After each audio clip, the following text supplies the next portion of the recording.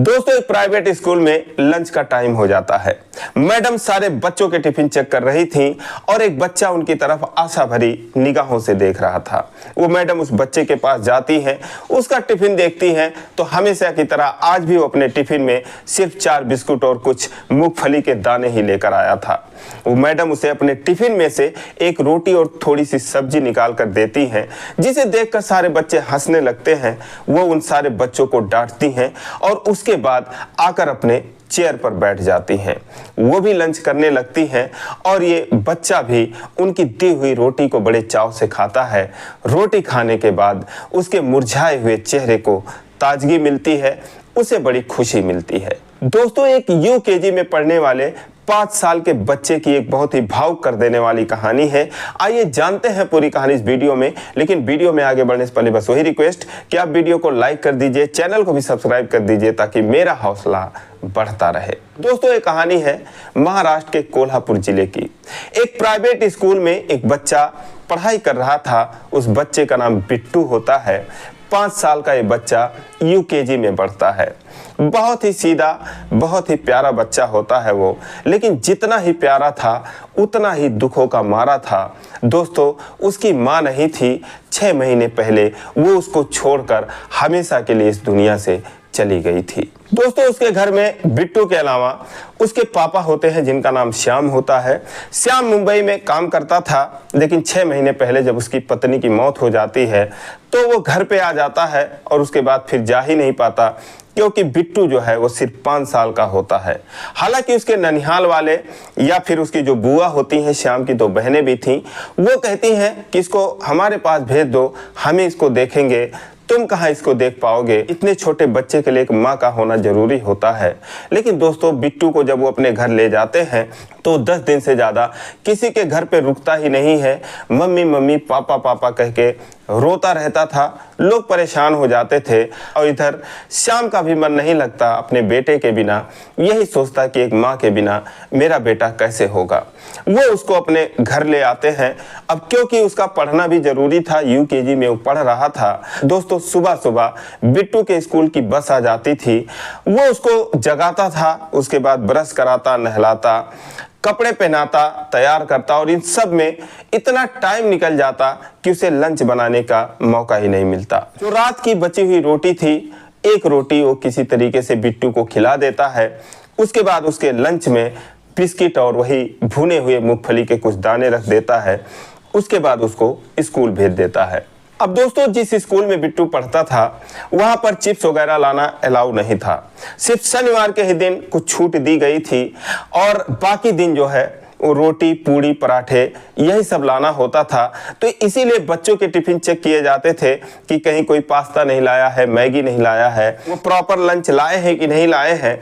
तो इसीलिए उनका टिफिन चेक किया जाता था। लेकिन जब बिट्टू का टिफिन देखते थे तो उसके टिफिन में वही बिस्किट और वही दाने मिलते थे।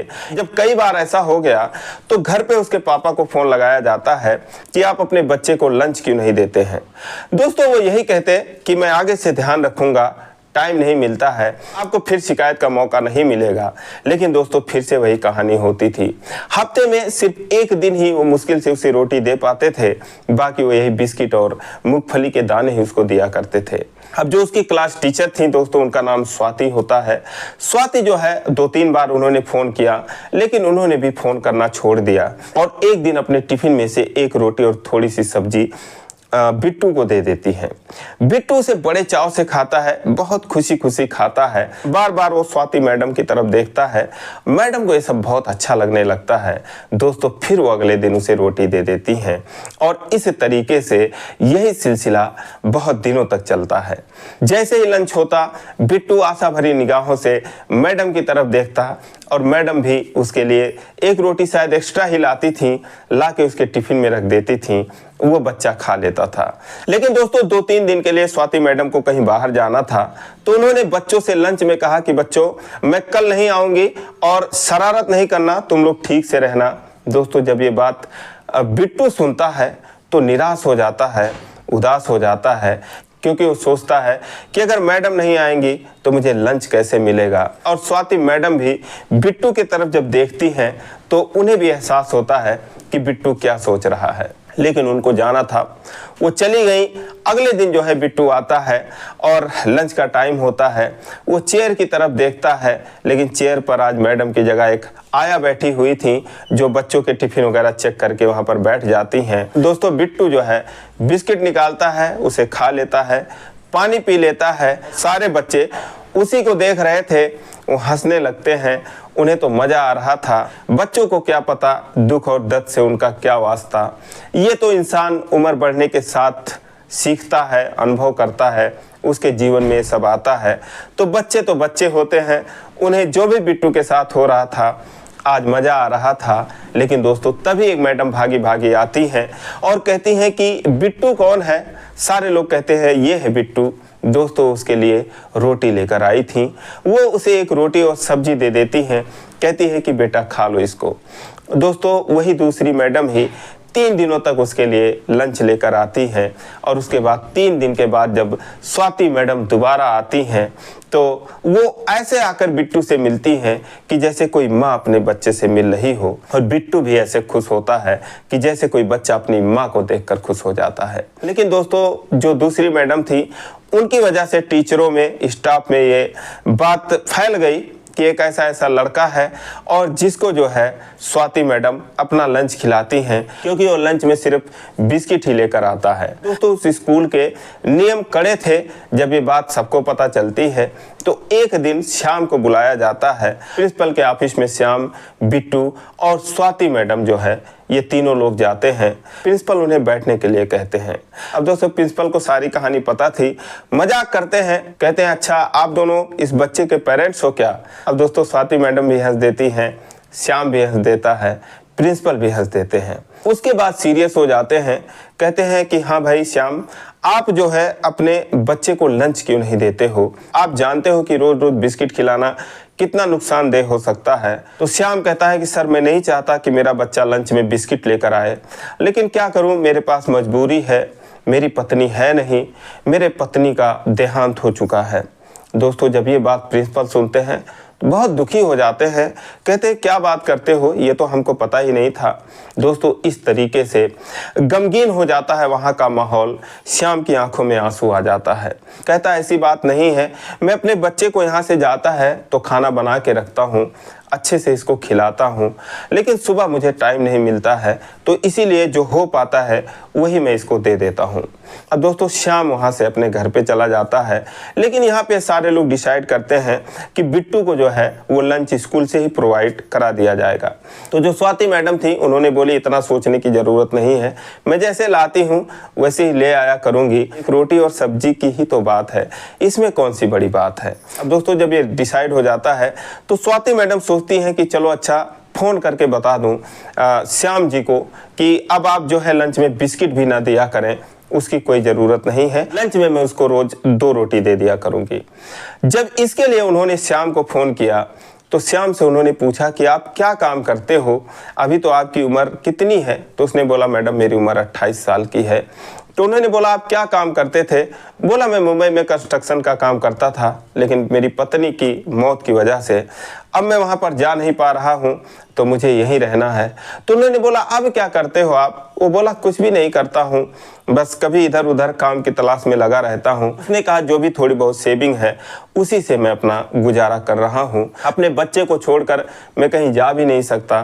तो स्वाति मैडम कहती हैं कि एक काम करो, आप परचून की दुकान खोल लो, मतलब राशन की दुकान खोल लो अपने घर पे, तो अपने घर पे ही रहोगे, कोई दिक्कत नहीं होगी। और अगर आपको कोई हेल्प चाहिए तो मेरे घर पे राशन की दुकान है, मेरे पिताजी चलाते हैं, अब मैं आपसे उनकी बात करवा दूंगी कहाँ पे सारा सामान मिलता है, होलसेलर्स लोग लाकर घर पर ही शायद दे जाते हैं। तो इस तरीके से आप काम करोगे तो आपके लिए जो है फायदा रहेगा और आपको बिट्टू को छोड़कर कहीं जाने की जरूरत भी नहीं पड़ेगी।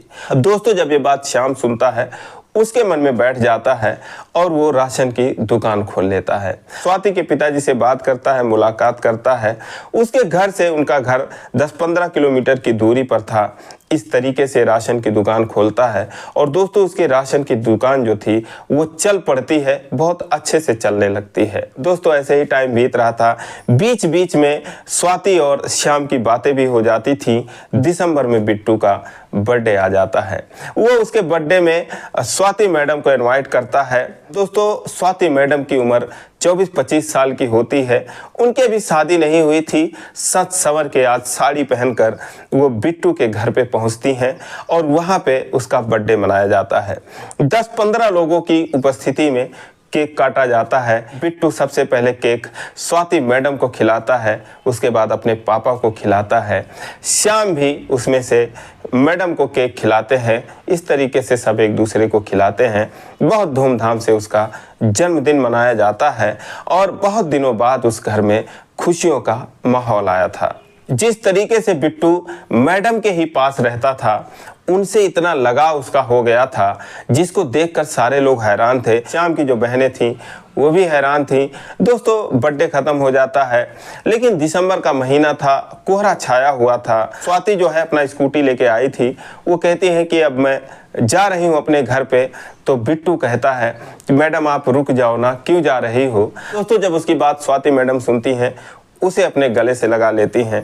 कहती हैं बेटा मैं तो चाहती हूँ तुम्हें छोड़कर कभी ना जाऊँ, लेकिन सिर्फ तुम्हारे कहने से क्या होगा, पापा तो कुछ कह ही नहीं रहे हैं। तो दोस्तों श्याम भी वहीं पे खड़ा था। वो बोलता है कि मैडम मेरी इतनी खुशकिस्मती कहाँ कि आपको मैं अपने घर पर रोक सकूं, आप मेरे घर पर रुकें। अब दोस्तों जब श्याम की ये बात स्वाति मैडम सुनती हैं तो अपना पर्स रखते हुए कहती हैं अगर ऐसी बात है तो मैं आज जाऊंगी नहीं, मैं बिट्टू के साथ ही रहूंगी। तो श्याम की बहनें तो पहले से ही स्वाति को रोक रही थीं, लेकिन जब वो रुकने का फैसला करती हैं तो उनके खुशियों का कोई ठिकाना नहीं रहता। श्याम भी खुश हो जाता है। खाने पीने का इंतजाम बढ़िया था। उसकी बहनें जो हैं अच्छे तरीके से खाना बनाती हैं, स्वाति मैडम को खिलाती हैं, उनकी बहुत इज्जत करती हैं। देर रात तक बातें चलती हैं, लेकिन जब सुबह होती है तो स्वाति मैडम जाने लगती हैं।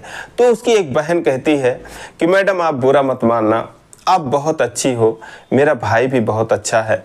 अभी 28 साल ही उसकी उम्र है, पैसे अच्छा खासा कमाता था और अब देखो दुकान में भी मेहनत करता है, दुकान भी बहुत अच्छी चलती है। अगर आप मेरे भाई से शादी कर लेंगी तो बहुत अच्छा रहेगा। छोटी मुँह बड़ी बात, लेकिन मेरी यही इच्छा है कि आप मेरे भाई से शादी कर लो।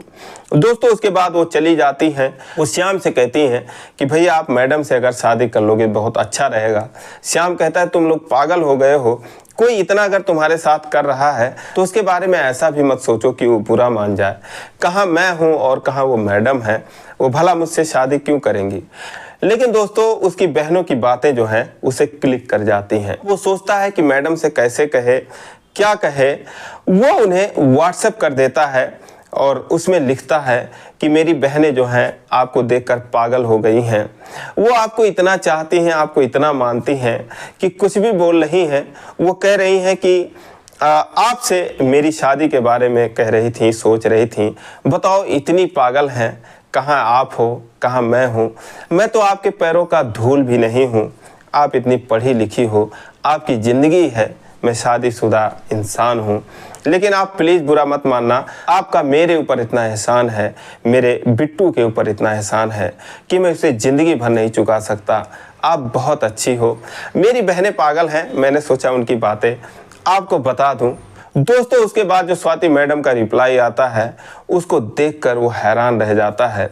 उसके खुशियों का कोई ठिकाना नहीं होता। स्वाति मैडम ने जो रिप्लाई किया उसमें लिखा था कि आपकी बहनें जो कह रही हैं वो बहुत सही कह रही हैं और आप भी बहुत अच्छे हो, और सच बताऊं तो बिट्टू की तरह ही आप भी बहुत प्यारे हो। दोस्तों ये मैसेज पढ़ने के बाद उसके खुशियों का कोई ठिकाना नहीं रहता। वो अपनी बहनों को बताता है, उसकी बहनों के भी खुशियों का कोई ठिकाना नहीं रहता। तो दोस्तों ये रही कहानी, 2023 की ये कहानी है। आप लोगों को कैसी लगी कमेंट करके जरूर बताइए। जरा भी अच्छी लगी हो तो वीडियो को लाइक कर दीजिए, चैनल को सब्सक्राइब कर लीजिए। फिर मिलेंगे अगले वीडियो में, तब तक के लिए जय हिंद।